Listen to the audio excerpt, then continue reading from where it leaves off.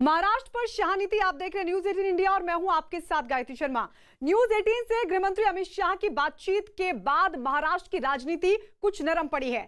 राज्यपाल भगत सिंह कोश्यारी की चिट्ठी के मुद्दे पर शिवसेना पहले आक्रामक रुख इख्तियार किए हुए थी, लेकिन शिवसेना नेताओं के सुर भी अब नरम हुए हैं। राजनीतिक घमासान भी कम हुआ है। न्यूज 18 को दिए विस्फोटक इंटरव्यू में गृहमंत्री ने राज्यपाल कोश्यारी की सीएम उद्धव ठाकरे को लिखी गई चिट्ठी पर अपनी राय रखी और इसके साथ साथ उन्होंने मुंबई के सबसे विवादित मुद्दे सुशांत केस और बॉलीवुड में ड्रग्स के चलन पर भी अपनी बात रखी। दोनों मुद्दों पर अमित शाह के विचार सुनने के बाद सत्ताधारी पार्टियों के तल्ख तेवर अब ढीले पड़ने लगे हैं।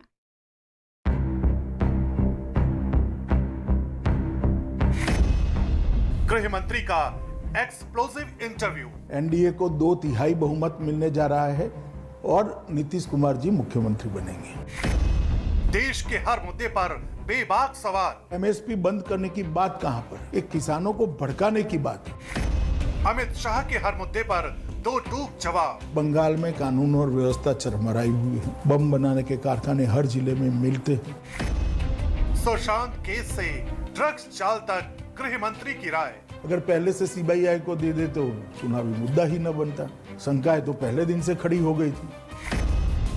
अमित शाह के बयान से थमा महाराष्ट्र का सियासी घमासान। सुशांत सिंह जी की जगह कोई भी व्यक्ति हो, अगर अपमृत्यु होती है तो इसकी जांच ढंग से होनी चाहिए, न्यायिक होनी चाहिए, न्यूट्रल होनी चाहिए।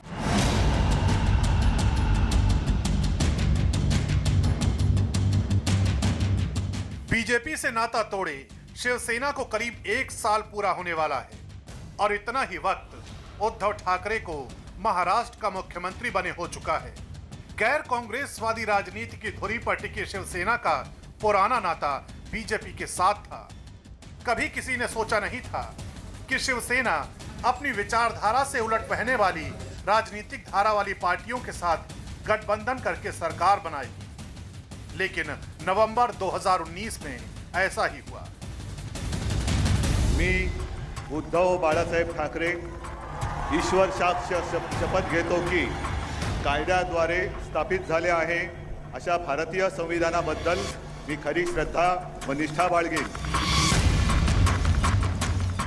तब से ही सागर किनारे बसी महाराष्ट्र की राजधानी में राजनीति के ध्रुव ही पलट गए।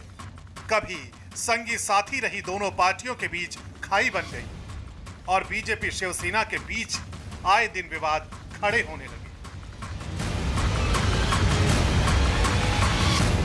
शिवसेना और बीजेपी के बीच जो ताजा विवाद खड़ा हुआ है वो हुआ है राज्यपाल भगत सिंह कोश्यारी की चिट्ठी को लेकर। राज्यपाल ने मुख्यमंत्री उद्धव ठाकरे को मंदिर बंद रखने के संदर्भ में एक चिट्ठी लिखी थी। इस चिट्ठी की भाषा को लेकर महाराष्ट्र की सियासत में घमासान मच गया। शिवसेना समेत उनके सहयोगी एनसीपी और कांग्रेस ने भी इस चिट्ठी की भाषा पर कड़ा ऐतराज जताया है। इस विवाद पर गृह मंत्री अमित शाह ने न्यूज 18 के एडिटर इन चीफ से सीधा सवाल पूछा।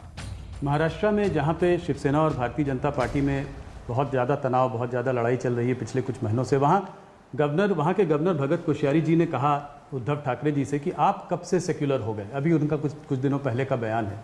इस बयान को राज्यपाल से ये बयान आ रहा है, इससे आप पार्टी कैसे देखती है, इसको आप कैसे देखते हैं?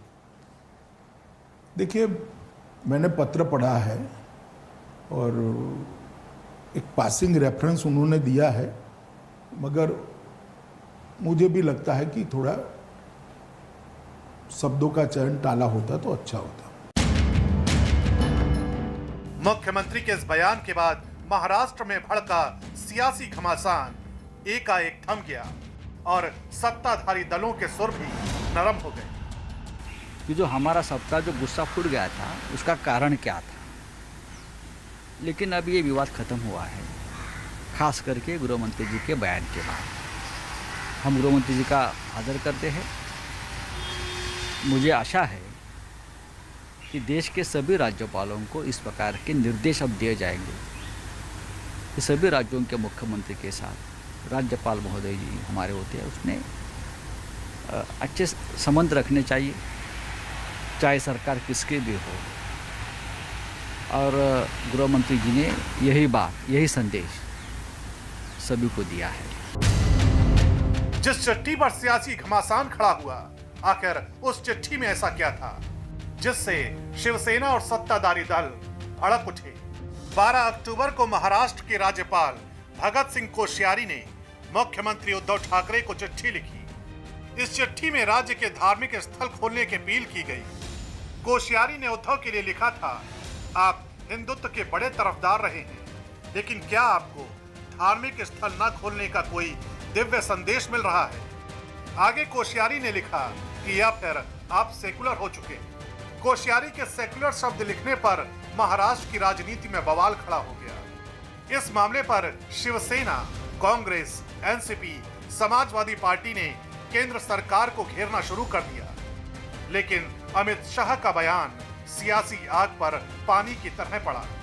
भगत सिंह कोश्यारी की इस चिट्ठी का जवाब 13 अक्टूबर को उद्धव ठाकरे ने भी दिया और सेकुलर शब्द पर ऐतराज जताया।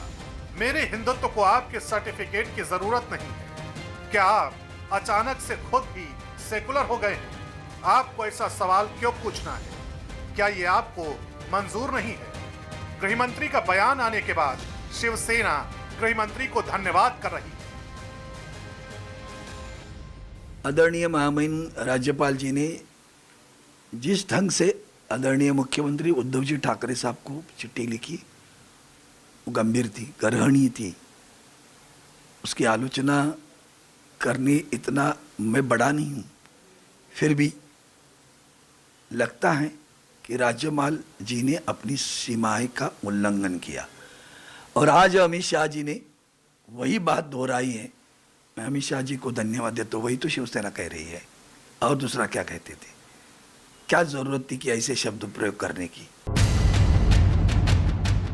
इस मामले में केंद्र सरकार का रुख देखने के बाद महाराष्ट्र सरकार में साझेदार एनसीपी का रुख भी नरम पड़ा है।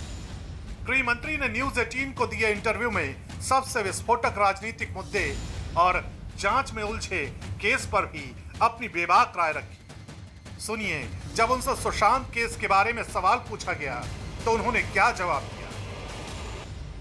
कहा जा रहा है कि ये एक सुशांत सिंह राजपूत का जो केस है, ये एक महाराष्ट्र वर्सेस बिहार एक लड़ाई में बदल गया है और बिहार चुनाव में एक अहम मुद्दा है। क्या आप इस बात को मानते हैं? देखिए, मुझे मालूम नहीं है जमीन में ये केस कितना चुनावी मुद्दा बना है, मगर बना भी है तो इसका कारण हम नहीं है। अगर पहले से सीबीआई को दे दे तो चुनावी मुद्दा ही न बनता। शंकाएं तो पहले दिन से खड़ी हो गई थी, क्यों पकड़ कर रखना? दे देना चाहिए था। अब ये ऑर्डर भी हमने नहीं करा, उच्चतम न्यायालय ने किया है। उच्चतम न्यायालय ने जब सीबीआई को कहा कि आप जांच करिए तो हमें कर रहे हैं। मगर मैं इतना मानता हूं कि सुशांत सिंह जी की जगह कोई भी व्यक्ति हो, अगर अपमृत्यु होती है तो इसकी जांच ढंग से होनी चाहिए, न्यायिक होनी चाहिए, न्यूट्रल होनी चाहिए। अमित शाह के इस बयान पर शिवसेना का कहना है कि मुंबई पुलिस की जांच भी उसी दिशा में जा रही है जिस दिशा में सीबीआई की जांच चल रही है। देखिए, ये गृह मंत्री जी का अपनी एक भूमिका है, लेकिन महाराष्ट्र जैसे राज्य का भी एक अधिकार होता है। ये एक लोकनियुक्त शासन है, लोकनियुक्त सरकार है, और ये जो अपराध है तो हमारे टेरिटरी में हुआ है। लेकिन सीबीआई आने के बाद भी नया कुछ निकला नहीं, वही था जो मुंबई पुलिस ने जांच की थी।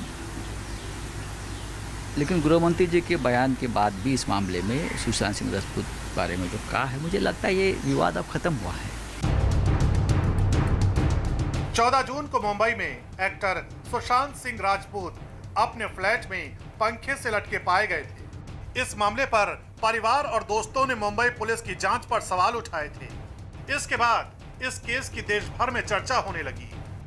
हालांकि कांग्रेस ने कहा कि बिहार में राजनीतिक हित साधने के लिए सुशांत केस को हवा दी गई। देखिए, विवाद तो राजनीति से प्रेरित है। महाराष्ट्र सरकार ठीक ठाक जांच कर रही थी, जो सीबीआई ने भी अभी मान लिया है। तो फिर सीबीआई को जांच देने की सौंपने की क्या जल्दबाजी थी? तो ये साफ है कि बिहार चुनाव में इसका कोई लाभ मिलेगा, ऐसा सोचकर ही सीबीआई को बीच में लाया गया था। अब सीबीआई को मेरे ख्याल से 2 महीने से ज़्यादा समय हुआ है। तो यही समय जो था वो मुंबई पुलिस ने भी लिया था कि पूरी तरह से जांच हो, क्योंकि एक बहुत इम्पोर्टेंट केस था। सुशांत केस के साथ साथ हिंदी सिनेमा इंडस्ट्री पर एक और दाग लगा। वो दाग है इंडस्ट्री में ड्रग्स के चलन का। सुशांत की गर्लफ्रेंड रही रिया चक्रवर्ती के फोन से ड्रग्स के इस्तेमाल, खरीद फरोख्त की चैट के रिकॉर्ड मिले, जिसके बाद एनसीबी ने ड्रग्स रखने बेचने के आरोप में कई लोगों को गिरफ्तार किया। ड्रग्स केस में दीपिका पादुकोण, सारा अली खान, श्रद्धा कपूर जैसी अभिनेत्रियों से पूछताछ की गई। इस जांच के दौरान कहा जाने लगा कि हिंदी सिनेमा में ड्रग्स का चलन आम है और बड़े सितारे ड्रग्स का इस्तेमाल करते हैं। ऐसी तस्वीर सामने आई जिन पर दावा किया गया कि बड़े सितारे ड्रग्स पार्टी करते हैं। इस पार्टी पर भी गृह मंत्री ने न्यूज 18 से बात की। उनसे विस्फोटक इंटरव्यू में ड्रग्स पर भी सवाल पूछा गया। बॉलीवुड में एक ड्रग्स का मुद्दा जो है सामने खुलकर आया है, इसको आप कैसे देखते हैं? देखिए, मैं ड्रग के मुद्दे को बॉलीवुड से जोड़कर नहीं देखना चाहिए। ड्रग एक खतरनाक दूषण है, नासूर है। इसको जितनी हो सके उतना जल्दी समाप्त कर देना चाहिए। ये 1.5-2 साल में ड्रग पर काफ़ी कठोर कदम उठाए गए हैं, नतीजे भी बहुत अच्छे मिले हैं। मगर मैं आपको इतना आश्वस्त करना चाहता हूँ, मोदी जी के नेतृत्व में ड्रग का कारोबार भारत के अंदर करने वालों को बहुत दिक्कतें आएगी। इस प्रकार का कानूनी बदलाव, ढांचागत बदलाव, इंफ्रास्ट्रक्चर भी हम बदल रहे हैं और इसके लिए इतनी मुस्तैदी के साथ उनको मैन पावर भी दे रहे हैं। महाराष्ट्र सरकार ने ड्रग्स केस में बड़े बड़े सितारों का नाम घसीटने पर भी ऐतराज जताया और गृह मंत्री के बयान के बाद शिवसेना ने इसका स्वागत किया है। ये बहुत बड़ी बात गृह मंत्री जी ने कही है और हम भी बार बार यही बात करते थे। ये ड्रग्स और नारकोटिक्स का मामला सिर्फ बॉलीवुड से जुड़ा हुआ नहीं है, ये पूरे देश की और पूरे विश्व की समस्या है। इसलिए अगर गृह मंत्री जी ने कहा है ये पूरा जो ड्रग्स का मामला है वो पूरे जड़ से खत्म करना चाहिए, तो मैं उनका स्वागत करता हूं। अमित शाह के इस बयान के बाद महाराष्ट्र का सियासी घमासान थमता नजर आ रहा है।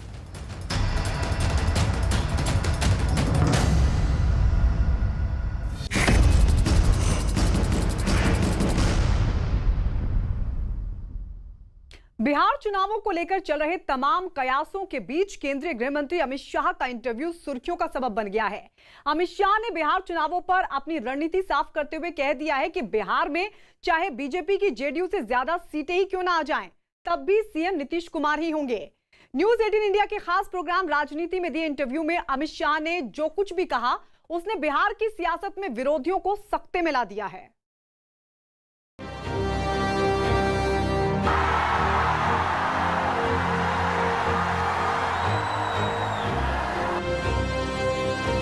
ये चुनाव बिहार में श्री नीतीश कुमार के नेतृत्व में लड़ा जा रहा है। एक नीतीश जी के साथ, एक एलजेपी के साथ, एक वो ओवैसी साहब की पार्टी के साथ, एक चौथे के साथ भी, तो 4 गठबंधन वाली भाजपा को ये लेमन जूस देना जरूरी है नीतीश जी।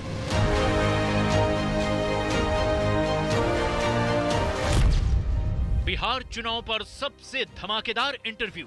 ये चुनाव बिहार में श्री नीतीश कुमार के नेतृत्व में लड़ा जा रहा है और नरेंद्र मोदी जी एनडीए के सर्वमान्य प्रमुख नेता हैं। बिहार चुनावों पर अमित शाह की भविष्यवाणी। देखिए, अगर मगर का सवाल ही नहीं है।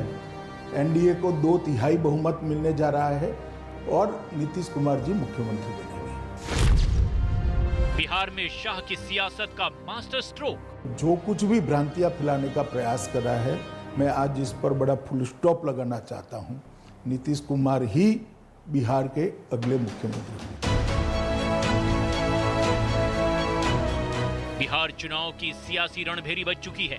एनडीए और महागठबंधन आमने सामने हैं, जबकि एलजेपी इस बार खुद को एनडीए से अलग कर चुकी है। इस बीच न्यूज 18 इंडिया पर केंद्रीय गृह मंत्री अमित शाह के विस्फोटक इंटरव्यू ने विरोधियों को चौंका दिया है। न्यूज 18 नेटवर्क के editor in chief Rahul Joshi को दिए इंटरव्यू में अमित शाह ने दावा किया है कि बिहार चुनाव में बीजेपी सीटें चाहे कम जीते चाहे ज्यादा, बिहार की सत्ता के सिरमौर नीतीश कुमार ही रहेंगे। एक साल पहले आपने हमसे कहा था, जो कि एक बहुत बड़ी खबर भी बनी थी, आपने उस वक्त ऐलान किया था कि आप बिहार का चुनाव नीतीश कुमार के नेतृत्व में लड़ेंगे। और उस वक्त कुछ लोगों ने इस पे कमेंट भी किया, कहा कि ऐसा नहीं है, हो सकता है बीजेपी अकेले जाए, पर आपने उसी एक साल पहले इसका ऐलान कर दिया था। तो 2015 और आज इसको आप कैसे देखते हैं? उस वक्त आप नीतीश जी के खिलाफ थे, आज आप नीतीश के साथ हैं, तो इस चुनाव में आपका आंकलन क्या है? और आपका प्रेडिक्शन बहुत वो माना जाता है, क्या नंबर लगाएंगे आप कि कितनी सीट जीतेगी? देखिए, हमने जब से नीतीश कुमार जी के साथ हमारी सरकार बनी, तब से भारतीय जनता पार्टी ने फैसला किया था कि बिहार का जो 2020 का चुनाव है वो हम नीतीश कुमार जी के नेतृत्व में लड़ेंगे। और ये सार्वजनिक रूप से, पहले मैं पार्टी अध्यक्ष था तब मैं, और अब नड्डा जी ने भी कहा है, इसमें कोई दो राय नहीं है, दो मत नहीं है। मैं आज फिर से दोहराना चाहता हूँ कि चुनाव बिहार में श्री नीतीश कुमार के नेतृत्व में लड़ा जा रहा है और नरेंद्र मोदी जी एनडीए के सर्वमान्य प्रमुख नेता हैं, उनके नेतृत्व में लड़ा जा रहा है। तो जो कुछ भी भ्रांतियां फैलाने का प्रयास कर रहा है, मैं आज इस पर बड़ा फुल स्टॉप लगाना चाहता हूं। नीतीश कुमार ही बिहार के अगले मुख्यमंत्री होंगे। अगर भारतीय जनता पार्टी की सीट ज्यादा आएंगी तब भी? देखिए, अगर मगर का सवाल ही नहीं है। एनडीए को 2/3 बहुमत मिलने जा रहा है और नीतीश कुमार जी मुख्यमंत्री बनेंगे। तो ये आपका प्रेडिक्शन है? जी। इसमें अगर बीजेपी की ज्यादा सीटें आएंगी तो भी मुख्यमंत्री नीतीश जी ही बनेंगे? देखिए राहुल जी, कुछ कमिटमेंट इस प्रकार के होते हैं जो सार्वजनिक तौर पर किए जाते हैं और उसकी पालना होती है। मौजूदा वक्त में बिहार में एनडीए की सरकार है। एलजेपी चुनाव से पहले ही खुद को एनडीए से अलग कर चुकी है। बावजूद इसके अमित शाह ने न्यूज 18 इंडिया को दिए इस इंटरव्यू में साफ कर दिया कि बीते 15 साल में बिहार में जो काम एनडीए के शासनकाल में हुआ, वो एक बार फिर विरोधियों पर भारी पड़ने वाला है। आप जब जनता के बीच आज जा रहे हैं इस गठबंधन के साथ, तो पिछले 15 साल में क्या क्या आपकी सरकार ने किया है जिसको कि आप जनता के सामने लेकर जा रहे हैं? ये 15 बनाम 15 जो आप 15 साल अपने और 15 साल लालू जी के कंपेयर करने की कोशिश कर रहे हैं, इसमें आप क्या बोल रहे हैं जनता को? सिर्फ इतना ही नहीं है जी। आप बिहार के 15 साल लालू जी के और 15 साल नीतीश जी के कंपेयर करना है तो मैं अभी कर देता हूँ, मगर इसके साथ साथ केंद्र में श्री नरेंद्र मोदी जी की सरकार बनने के बाद 10 साल भी नहीं हुए, 6 साल समाप्त हुए। 6 साल के अंदर देश के 60 करोड़ गरीब, जिसमें से बहुत बिहार में गरीब आबादी बहुत ज़्यादा है, आप भी जानते हो जी, उनके घर में बिजली पहुंचाई गई। हर घर में बिहार में बिजली है आज। शौचालय पहुंचाया गया है, गैस का चूल्हा पहुंचाया गया है, स्वास्थ्य योजना का 5 लाख तक का कार्ड पहुंचाया गया है। ढेर सारी सुविधाएं उनको देने का काम भारतीय जनता पार्टी की सरकार ने किया है। एक प्रकार से गरीबों को नारे की जगह एम्पावर करने का काम श्री नरेंद्र मोदी जी ने किया है। 1,25,000 करोड़ का पैकेज दिया था। दुर्भाग्य से हम चुनाव हार गए। सब मानते थे अब पैकेज का क्या होगा। हम पाई का हिसाब दे सकने की स्थिति में है। बिहार में चुनाव में बस कुछ ही दिन बाकी हैं। एनडीए और महागठबंधन ने अपने चुनाव प्रचार को तेज कर दिया है। महागठबंधन को जहां सत्ता विरोधी लहर पर भरोसा है, तो दूसरी तरफ एनडीए को मोदी और नीतीश कुमार की डबल इंजन वाली सरकार पर विश्वास है। दावों और भरोसों के बीच लड़ी जा रही इस सियासी जंग में क्यों एनडीए गठबंधन महागठबंधन पर भारी पड़ने वाला है, ये बात भी अमित शाह ने अपने इंटरव्यू में लोगों के सामने रखी। लेकिन बिहार चुनाव को लेकर जो दावे अमित शाह ने किए, उन पर आरजेडी ने पलटवार किया। अगर हसीन सपने ही देखने हैं 10 नवंबर तक तो आप आज़ाद हैं। कह दीजिए ना 3/4 भी क्यों, 243 सीट आप जीत रहे हैं, लेकिन मुगालते में ना रहें। जनता ने बदलाव का मन बना लिया है। हाँ, नीतीश जी को गुड ह्यूमर में रखने के लिए, क्योंकि 4 गठबंधन में लड़ रही है भाजपा, एक नीतीश जी के साथ, एक एलजेपी के साथ, एक वो ओवैसी साहब की पार्टी के साथ, एक चौथे के साथ भी। तो 4 गठबंधन वाली भाजपा को ये लेमन जूस देना जरूरी है नीतीश जी। बिहार की सियासत के मौजूदा गणित को भी समझना जरूरी है। मौजूदा स्थिति का जिक्र करें तो जेडीयू 69, बीजेपी 54, एलजेपी 2, हम 1 और निर्दलीय 4 कुल मिलाकर 130 सीटें हैं एनडीए की, जबकि महागठबंधन की बात करें तो आरजेडी 80, कांग्रेस 25, भारतीय कम्युनिस्ट पार्टी माले 3 और निर्दलीय 1 होने के बाद कुल मिलाकर विपक्ष के पास 109 सीटें। बिहार चुनाव को लेकर यह सवाल भी उठता रहा है कि आखिर बीजेपी चुनाव में अपने दम पर क्यों नहीं उतरी। इस सवाल का जवाब भी नेटवर्क 18 की टीम को अमित शाह ने दिया। बहुत दिनों से इस बात में हम लोगों ने, मैंने आपसे पहले भी इंटरव्यू में पूछा है, इस बात की चर्चा भी रही है, आपके कैडर्स की डिमांड भी रही है, लोग ये जानना भी चाहते रहे हैं कि भारतीय जनता पार्टी बिहार में चुनाव अकेले क्यों नहीं लड़ती है। देखिए, जहां तक अकेले लड़ने का सवाल है, पार्टी के संगठन का विस्तार कितना हुआ है, विस्तार कर कर नीचे तक पैंट कितनी बनी है, और नीतीश कुमार जी जब से एनडीए बना तब से हमारे साथी हैं। पहले समता पार्टी हुआ करती थी, जौहर साहब नेतृत्व करते थे जी, शरद यादव जी करते थे, बाद में नीतीश कुमार जी के हाथ में नेतृत्व आया, तो तब से हमारे पुराने साथी हैं और तोड़ने का कोई कारण नहीं है। एक बार बीच में थोड़ी गड़बड़ हुई थी, टूटा था, मगर अच्छा ही हुआ, फिर से आज वो एनडीए में है। तो सिर्फ विस्तार के लिए अकेला लड़ना वो ठीक नहीं है, गठबंधन का एक धर्म होता है, तो हमने धर्म को निभाया है और हम चाहते हैं कि नीतीश कुमार जी के नेतृत्व में जो विकास हुआ है 15 सालों में वो बरकरार रहे। ऊपर मोदी जी, नीचे नीतीश जी, ये डबल इंजन वाली सरकार बिहार को विकसित राज्य बनाने की दिशा में बहुत द्रुत गति से आगे ले जाएगी। बिहार चुनाव में इस बार बीजेपी, जेडीयू, हम और वीआईपी एक साथ मिलकर चुनाव लड़ रहे हैं। इन सभी पार्टियों की अपनी अपनी ताकत है। नीतीश कुमार की जेडीयू का कोयरी कुर्मी जाति पर दबदबा है, जिनकी आबादी लगभग 8 से 9% है। जीतन राम मांझी की पार्टी हिंदुस्तानी आवाम मोर्चा यानी हम महादलितों में मुसहर वोट बैंक पर अपना प्रभाव रखती है। दावा किया जाता है कि जीतन राम मांझी की पार्टी का प्रभाव गया और उसके आसपास के इलाकों में अच्छा खासा है।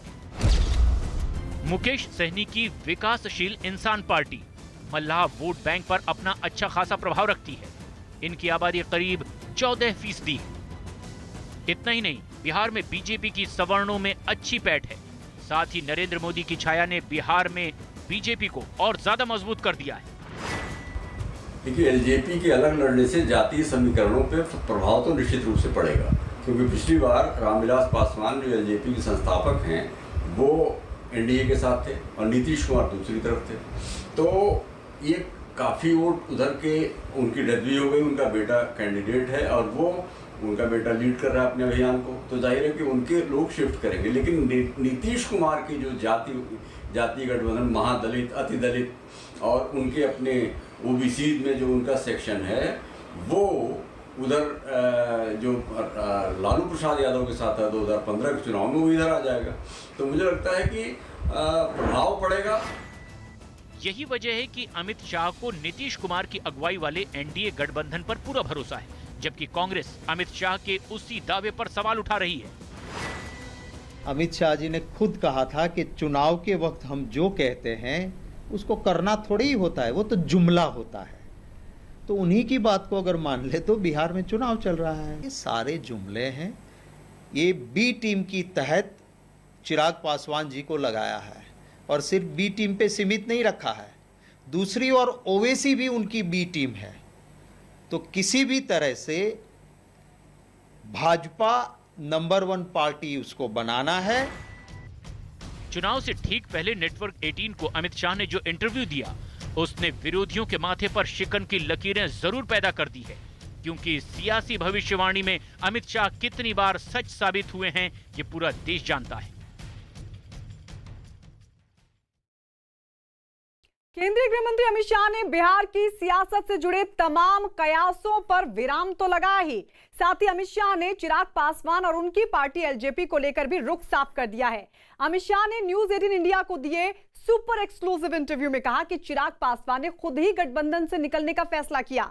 लोक जनशक्ति पार्टी के मुखिया चिराग पासवान एक बार फिर मीडिया के सामने आए और गठबंधन से निकलने की वजह बताई।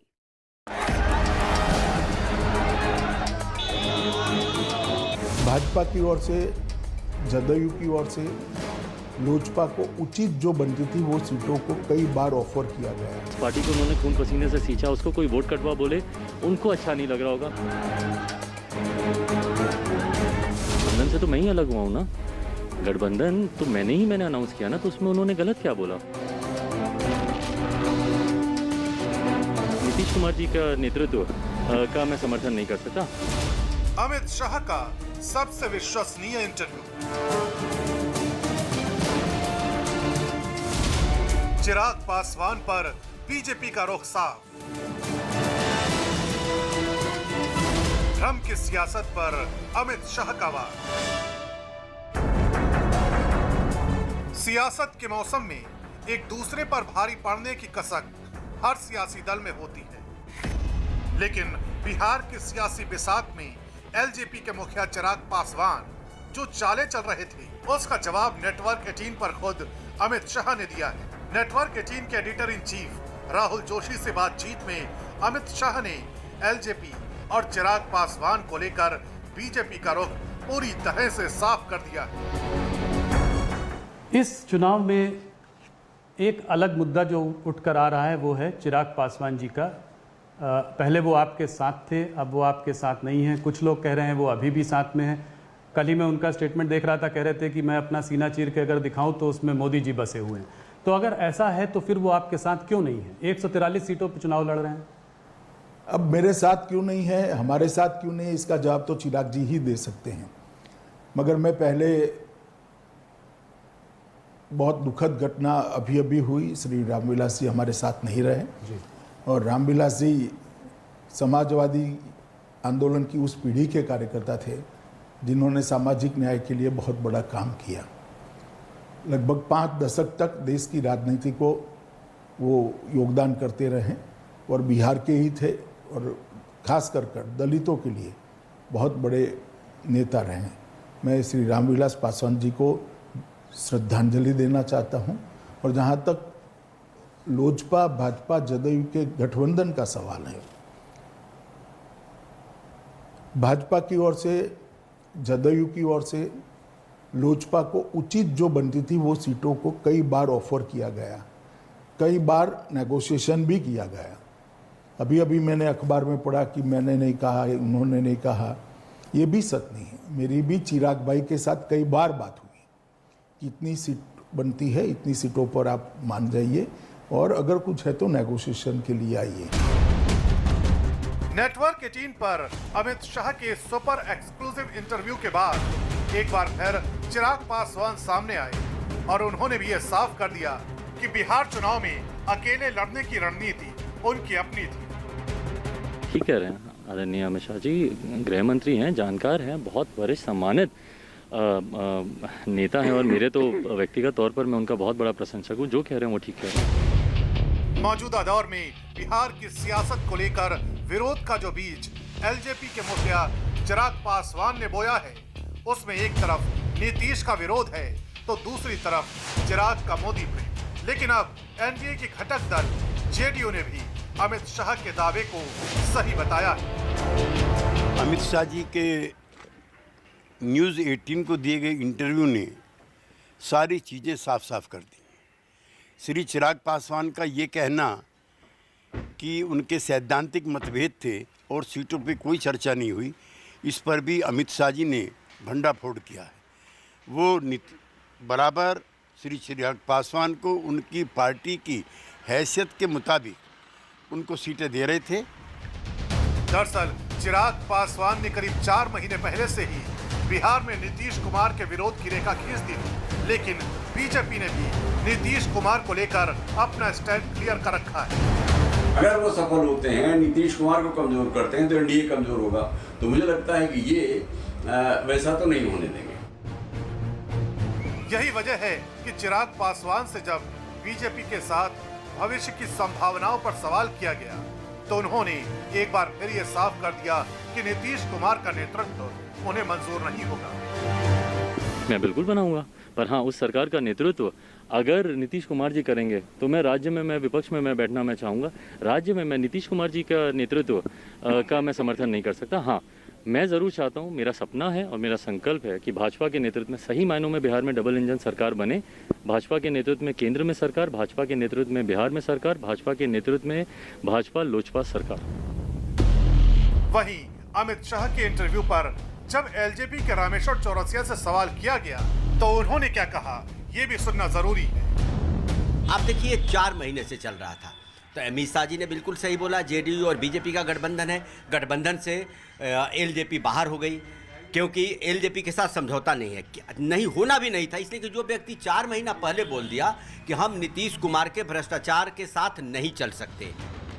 उधर एलजेपी और बीजेपी के बीच चल रहे इस सियासी घमासान के बीच विपक्षी पार्टियां भी कूद पड़ी।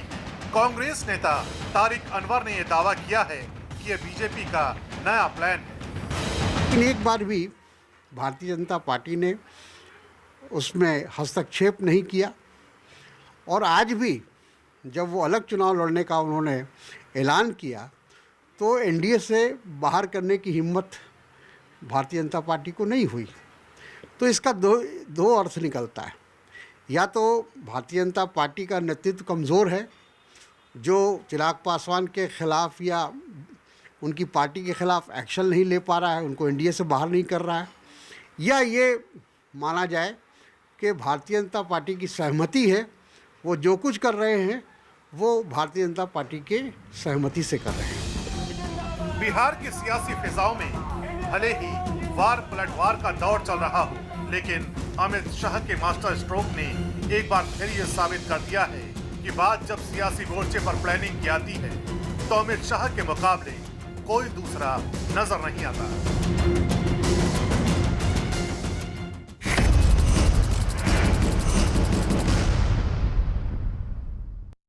शाह की आगे शी का सरेंडर। एलएसी पर भारत चीन विवाद पर भारत के गृह मंत्री अमित शाह का कहना है कि भारत चीन को हर स्तर पर जवाब देने में सक्षम है और भारत अपनी एक एक इंच जमीन को लेकर जागरूक है और उसे कोई छीन नहीं सकता। भारतीय गृह मंत्री के बयान की तस्दीक डीआरडीओ के उस वीडियो ने कर दी है जिसमें 18 अक्टूबर को सुपरसोनिक क्रूज मिसाइल ब्रह्मोस के सफल परीक्षण की तस्वीरें नजर आ रही हैं। इस एक वीडियो में चीन के लिए भारत का वो करारा जवाब छिपा है, वो करारा जवाब छिपा है जिसे देखकर चीन के होश उड़ना तय है।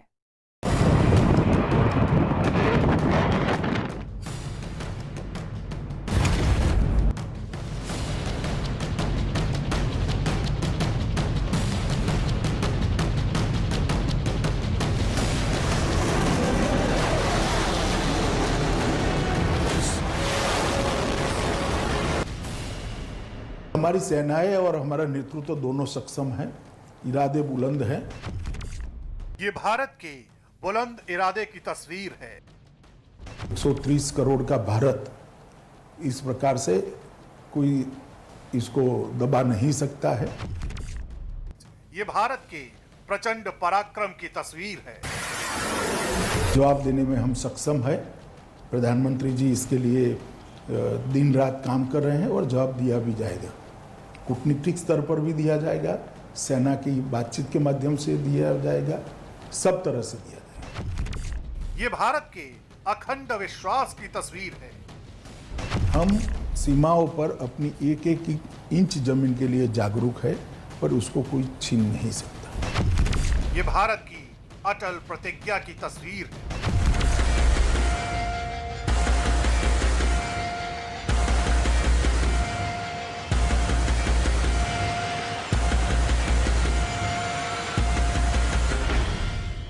ये एक तस्वीर चीन की नींद उड़ा देने के लिए काफी है। ये एक तस्वीर चीन के होश उड़ा देने के लिए काफी है। ये दुनिया की सबसे तेज सुपरसोनिक क्रूज मिसाइल ब्रह्मोस के एक नए वर्जन के सफल परीक्षण की तस्वीर है।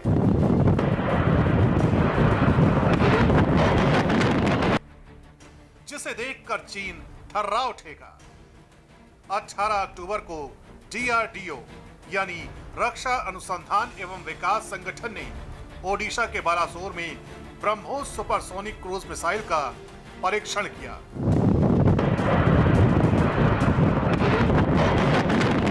डीआरडीओ के मुताबिक यह परीक्षण चांदीपुर के आईटीआर से किया गया, जो सफल रहा। सूत्रों के मुताबिक भारतीय नौसेना के स्वदेशी स्टील्थ डिस्ट्रॉयर आईएनएस चेन्नई से ब्रह्मोस सुपरसोनिक क्रूज मिसाइल का सफलतापूर्वक परीक्षण किया गया। परीक्षण के दौरान ब्रह्मोस ने अरब सागर के एक टारगेट को अपने अचूक निशाने से उड़ा दिया।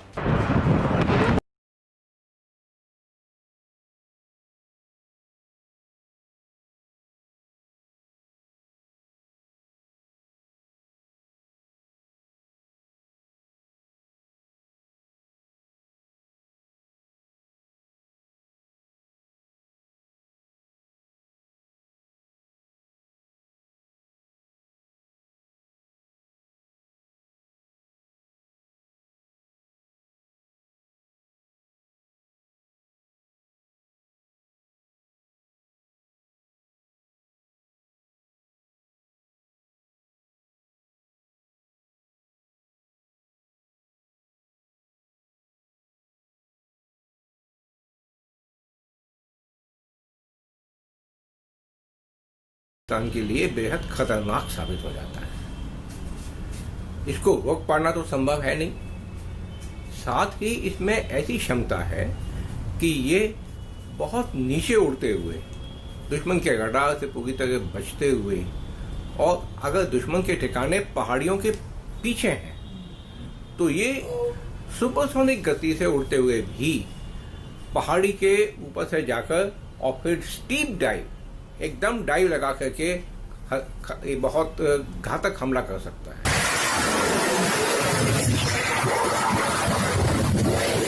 डीआरडीओ के मुताबिक ब्रह्मोस मिसाइल जमीन, आसमान और समंदर से भी दागी जा सकती है।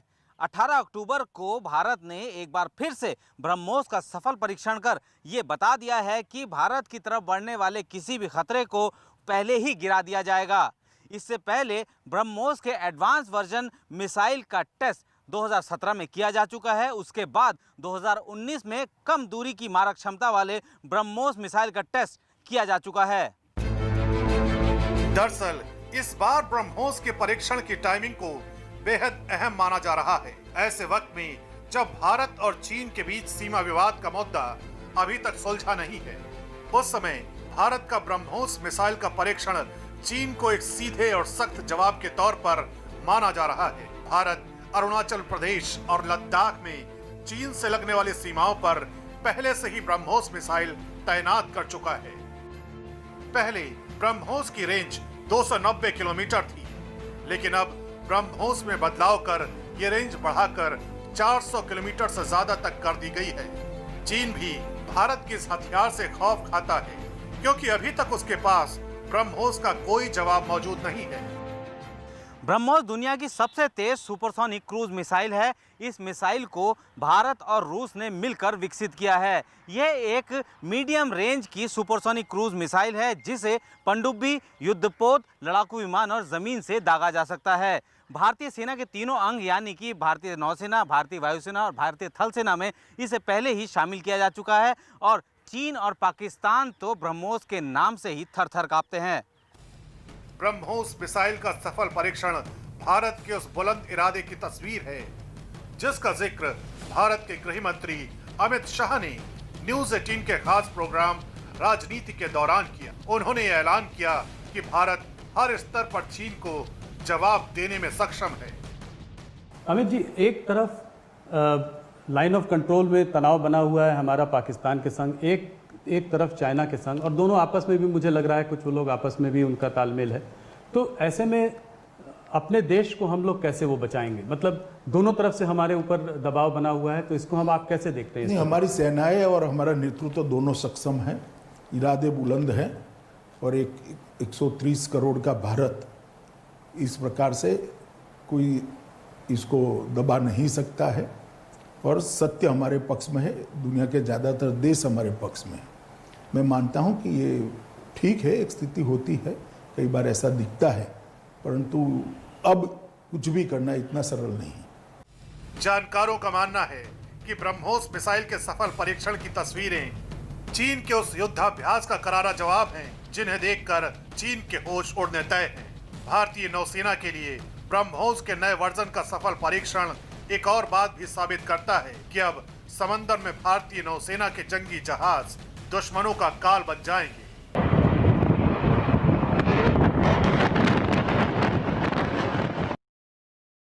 एलएसी पर भारत के हाथों मिली शिकस्त के बाद चीन भारत को धमकी देने से बाज नहीं आ रहा है। असल में ताइवान के समर्थन के मुद्दे पर चीन फिर से बौखला गया है। चीन के सरकारी अखबार ग्लोबल टाइम्स के संपादक का कहना है कि चीन भारत के उत्तर पूर्वी राज्यों में अलगाववादी गुटों को समर्थन देकर सिक्किम को भारत से अलग करवा सकता है। असल में चीन की बौखलाहट की वजह उसका डर ही है। चीन को लगता है कि अगर भारत उसके सामने ऐसे ही डटा रहा तो दुनिया की सुपर पावर बनने का उसका सपना खाक में मिल जाएगा।